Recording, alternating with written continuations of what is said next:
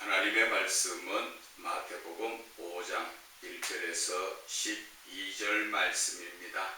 다 찾으신 줄 믿고 제가 봉독해 올려드리겠습니다. 예수께서 무리를 보시고 산에 올라가 앉으시니 제자들이 나온지라 입을 열어 가르쳐 이르시되 심령이 가난한 자는 복이 있나니 천국이 그들의 것임이요 애통하는 자는 복이 있나니 그들이 위로를 받을 것이며 온유한 자는 복이 있나니 그들이 땅을 기업으로 받을 것이며 의에 줄이고 목마른 자는 복이 있나니 그들이 배부를 것이며 긍휼히 여기는 자는 복이 있나니 그들이 긍휼히 여김을 받을 것이며 마음이 청결한 자는 복이 있나니 그들이 하나님을 볼 것이며 화평하게 하는 자는 복이 있나니 그들이 하나님의 아들이라 일컬음을 받을 것이며 의를 위하여 박해를 받는 자는 복이 있나니 천국이 그들의 것임이라. 나로 말미암아 너희를 욕하고 박해하고 거짓으로 너희를 거슬러 모든 악한 말을 할 때에는 너희에게 복이 있나니 기뻐하고 즐거워하라. 하늘에서 너희의 상이 큼이라. 너희 전에 있던 선지자들도 이같이 박해하였느니라. 아멘. 하나님의 성품, 신앙을 회복하라는 제목으로 은혜를 나누고자 합니다. 우리가 신앙이라 하면은 그냥 믿습니다 한다 하는 그것이 신앙이 아니죠. 신앙이라는 것은 이 땅에서의 삶과 이 땅을 떠나서 영원한 세계의 삶이 있다는 것을 알고 우리는 이 땅에서의 살 동안에 저 영적인 삶을 사는 영원한 세상을 거기에서 바르게 살 수 있도록 준비하는 것이 이 땅의 삶이요 그것이 바로 신앙이라는 것입니다. 그런데 우리는 많은 분들이 이 땅에서 살면서 신앙을 가졌다 하지만 보면 신앙이 없는 자와 마찬가지지요. 말로만 하나님을 믿는다. 그러나 행동은 모두가 세상에 이끌려 살아가고 있습니다.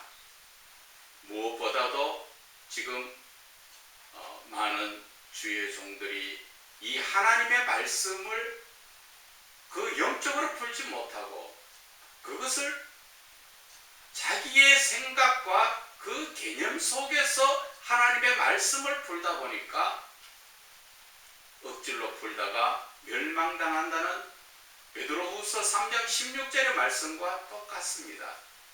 그래서 이 하나님의 말씀을 잘못 풀다 보니까 어떤 모습이 생깁니까?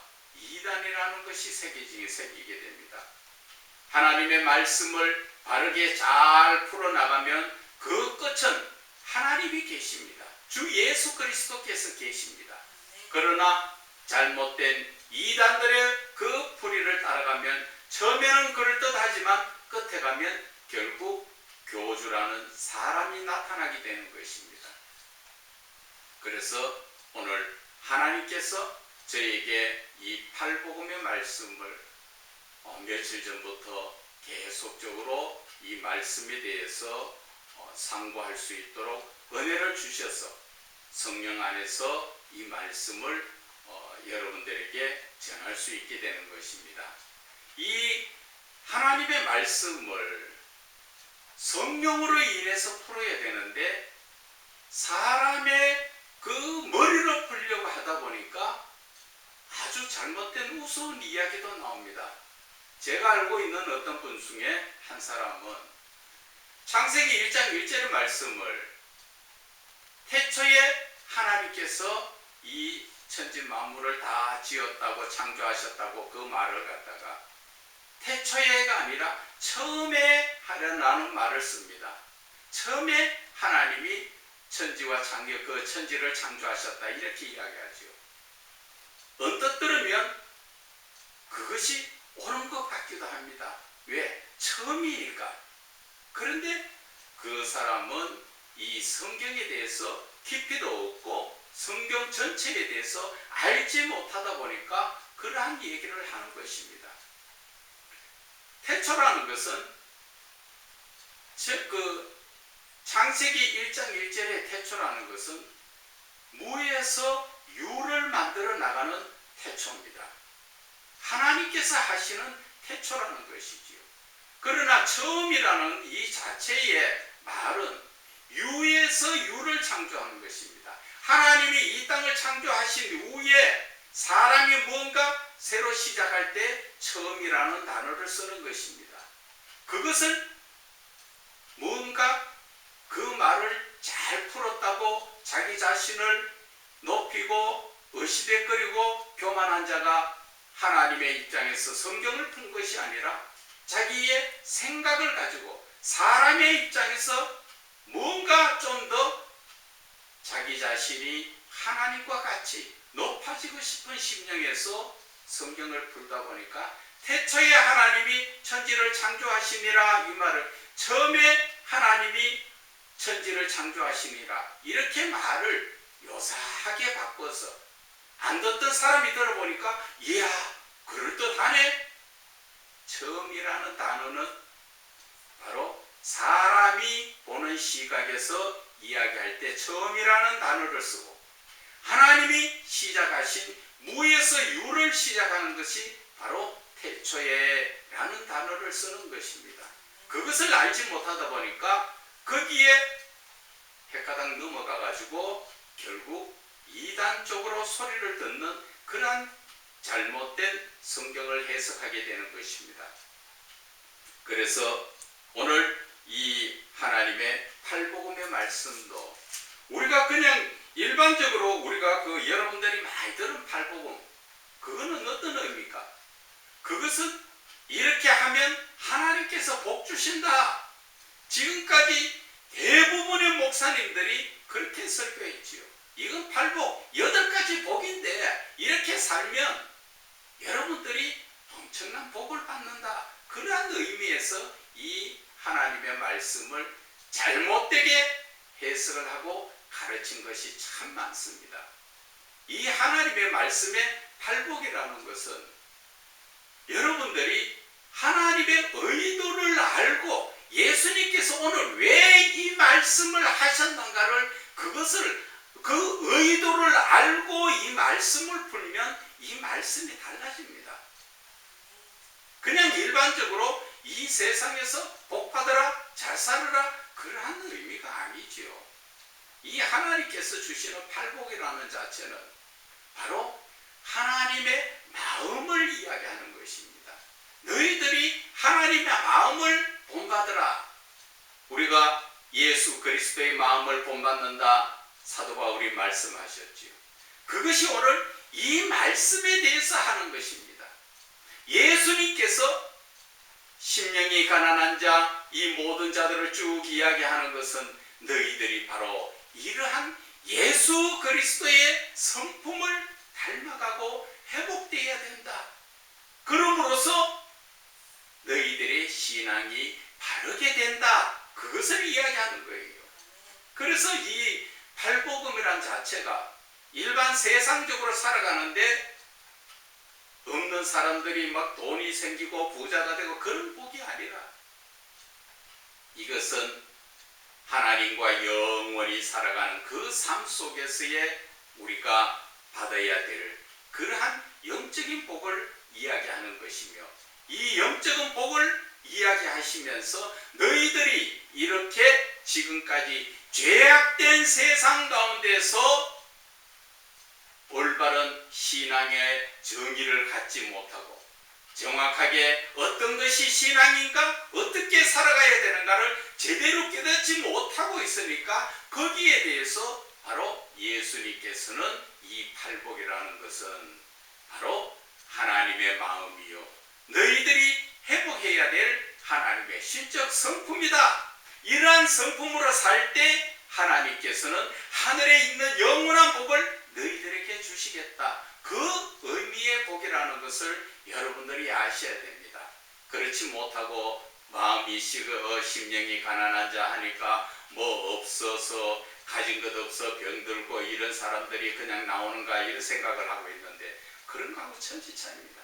하나님께서 이 말씀을 풀 때 사람의 입장에서 볼 때는 그저 육신적으로 이 땅에서 잘되게 해주시려고 그렇게 하는가 보다 그렇게 생각하지만 아닙니다. 하나님은 이 땅에서의 삶의 목적이 아니라 너희들이 저 영원한 세상에 하나님께로 가기 위해서는 너희들이 잘못된 죄악된 그 성품을 고치고 다시 하나님의 형상을 회복, 하나님의 성품을 회복하는 그것을 이야기하는 것입니다. 그래서 이 말씀 속에서 우리가 한 절 한 절 바라보게 될 것입니다. 자, 먼저 예수님께서 제자들을 불러놓고 말씀하시지요. 심령이 가난한 자는 복이 있다. 여기에서 심령이 가난한 자라는 것은 세상 것에 욕심이 없고 바른 신앙을 위하여 하나님만 갈급히 찾는, 세상의 것을 따라가는 것이 아니라 세상의 것을 내려놓고 오직 내가 하나님만 갈급히 찾는 그러한 모습을 이야기하죠. 이것을 우리가 성경에서 찾아보면 마태복음 16장 24절을 보면 예수님께서 말씀하셨지요. 누구든지 나를 따라오려거든 자기를 부인하고, 여기에서 바로 이야기하는 것이 심령이 가난한 자는 자기를 부인하는 자예요.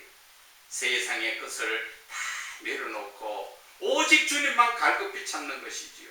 그래서 하박국 선지자가 말씀하신 것이 하박국 3장 17절에 보면은 비록 무화과 나무가 무성하지 못하며 포도나무에 열매가 없으며 감람나무에 소출이 없으며 밭에 먹을 것이 없으며 우리의 양이 없으며 외양간에 소가 없을지라도 18절 나는 여호와로 말미암아 즐거워하며 나의 구원의 하나님으로 말미암아 기뻐하겠다. 이것이 바로 심령이 가난한 자라는 것입니다. 세상적으로 무엇이 풍족하고 사는 삶이 아니라 내가 가진 것도 없고 양식도 없고 그저 굶주리가 있는 그런 삶 속에서도 하나님으로 인해서 기뻐하는 자, 이것이 바로 심령이 가난한 자라는 것입니다.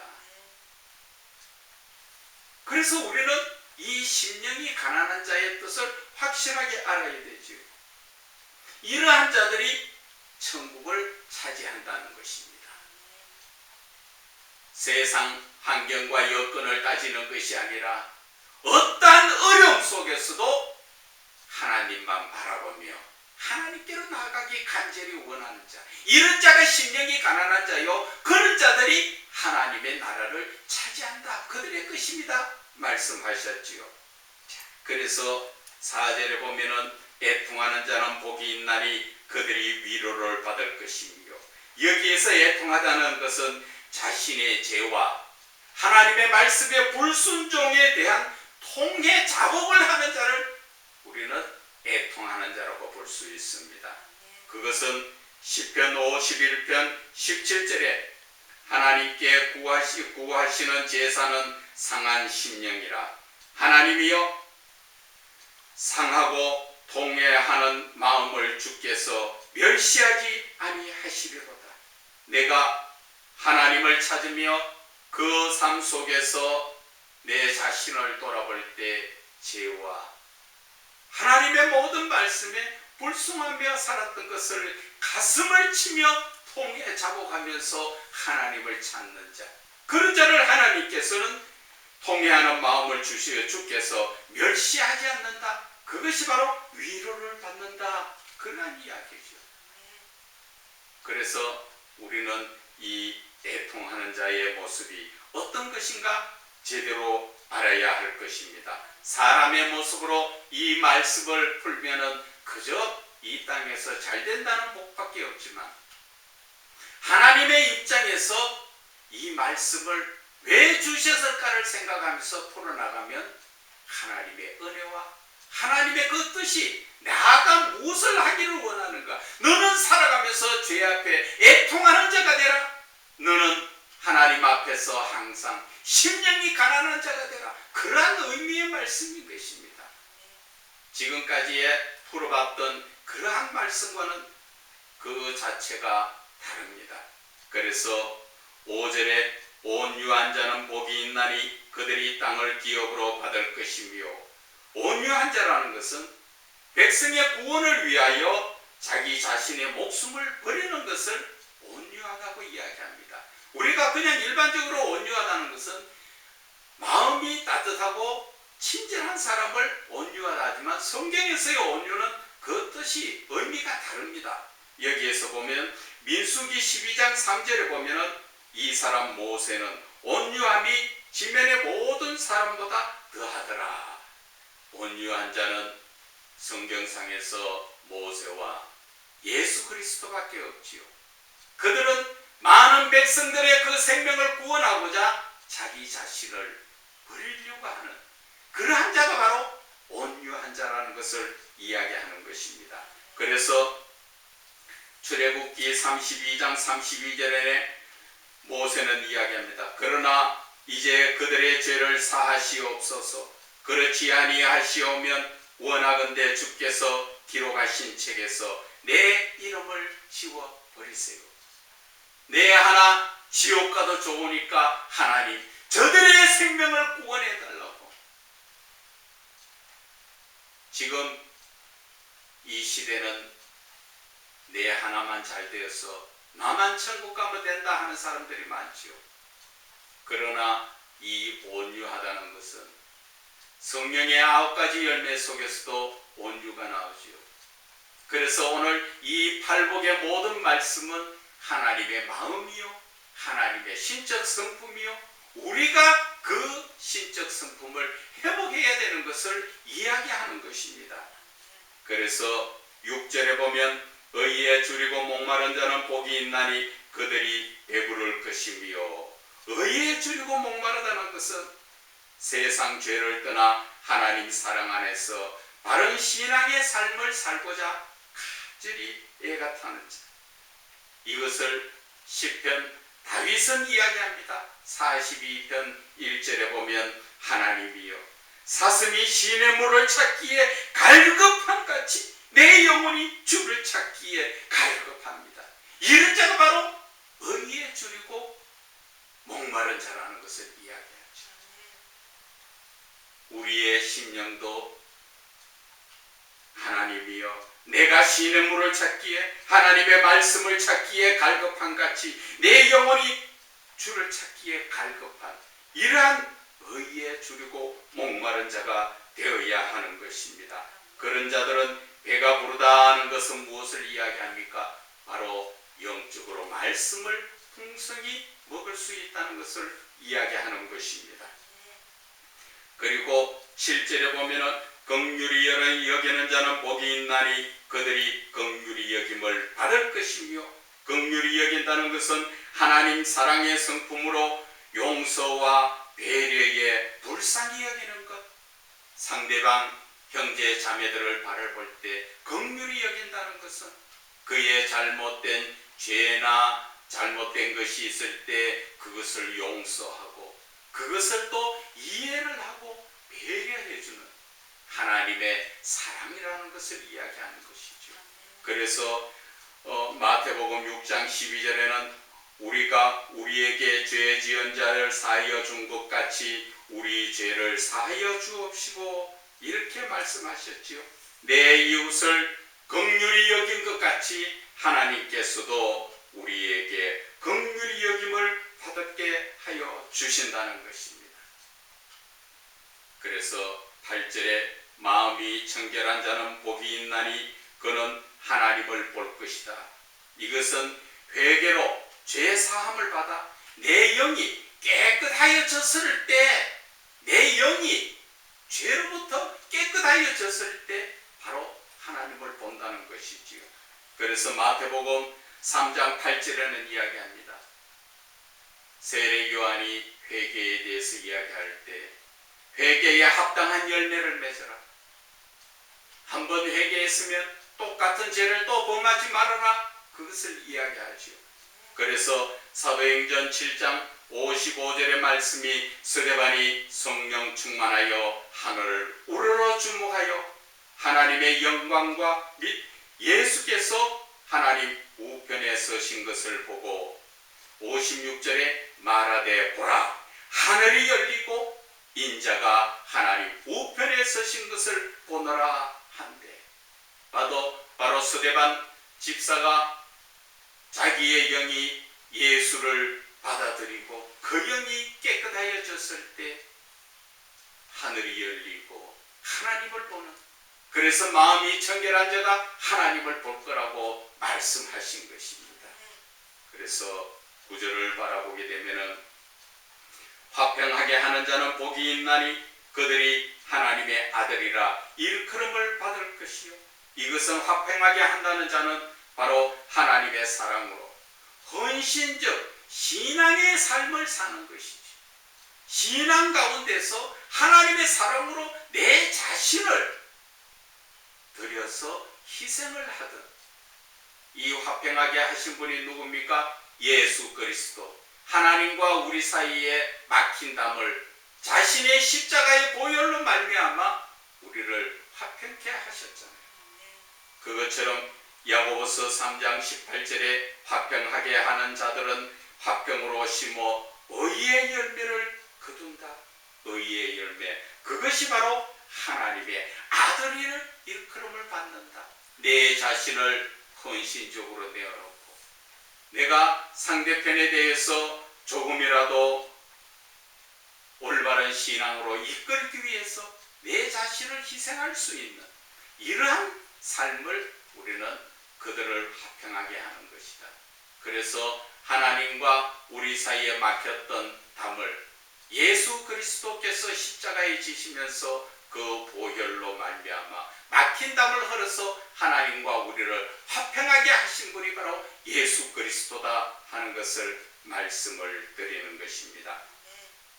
10절에 의를 위하여 박해받는 자는 복이 있나니 천국이 그들의 것이다. 의를 위하여 박해받는다는 것은 하나님을 믿는 신앙으로 인하여 믿지 않는 이방인들에게 박해를 받고 고난을 받는 삶을 이야기하는 것입니다.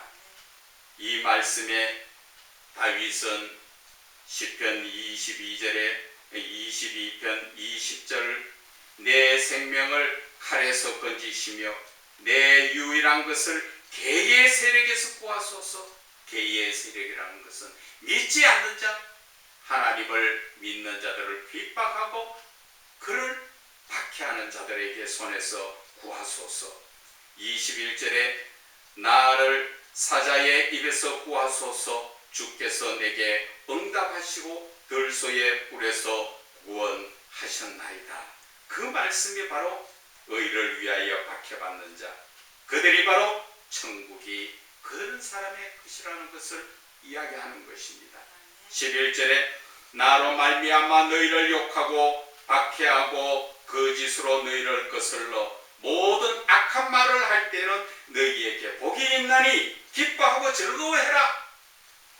예수 그리스도를 믿음으로 말미암아 복음을 전할 때 어떠한 모습이든 간에 그들에게 핍박과 박해를 가할 때 우리는 오히려 그것을 기뻐해야 된다. 왜?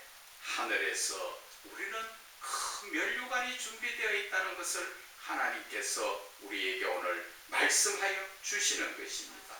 그래서 오늘 이 팔복이라는 자체는 하나님 마음으로 믿음의 삶을 사는 자들이 복을 받는다. 이것이 바로 하나님의 마음이라는 것은 하나님의 신적 성품이요 하나님의 사랑이라는 것을 이야기하는 것입니다. 그래서 오늘 이 팔복 속에는 하나님의 사랑이 깃들어가 있는 것입니다. 그리고 복이라는 것은 바로 하늘의 영적 복, 그것이 요한 3서 2절에 나오지요. 내 영혼이 잘된 같이 범사가 잘되고 강건해지는 복을 받는다고 말씀하신 것을 우리는 기억해야 됩니다.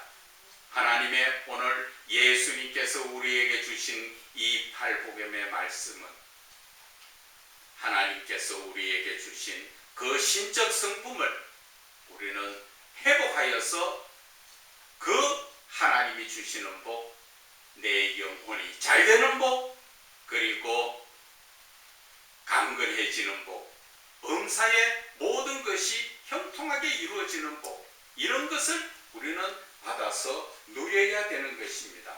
그래서 우리가 이 팔복음의 말씀을 다시 한번 예수 그리스도의 마음으로 깊이 생각을 하면서 우리가 이 말씀, 성경 말씀이 꼭 팔복음 6분 아니라 성경의 어떠한 말씀이라도 예수 그리스도께서 왜 이 말씀을 하셨는가, 왜가 들어가야 됩니다. 그래서 그 말씀을 깊이 묵상하면 하나님께서 그 말씀을 깨달아 알게 하여 주신다는 것입니다. 그렇지 못하면 사람의 머리로 내가 좀 뭔가 남에게 이런 말을 해서 참 남이 듣지 못한 말을 만들어야 되겠다 싶어가지고 태초를 갖다가 처음이라고 이야기하는 그런 아주 잘못된 그러한 풀이를 성경을 풀다 보면 결국 하나님의 영적인 말씀은 어디 가고 없고 내 자신만 드러나는 이단 쪽의 길을 갈 수가 있다는 것을 여러분들은 깨달아 아셔야 될 것입니다.